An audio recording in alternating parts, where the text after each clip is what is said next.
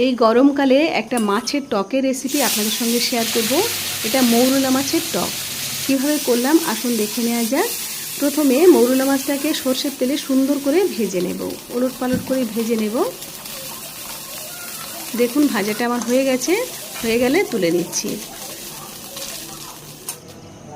আর তারপরে সেই তেলের মধ্যে শুকনো লঙ্কা আর 5 ফোড়ন দিয়ে দিলাম। সুন্দর গন্ধ বের হয়ে গেলে তারপরে আম দিয়ে দিচ্ছি। কাঁচা আম খোসা সমেত আমি দিয়ে দিয়েছি। তারপরে এর মধ্যে লবণ আর হলুদ দিয়ে দিলাম, দিয়ে সুন্দর করে ভেজে নিয়ে জল দিয়ে দেব।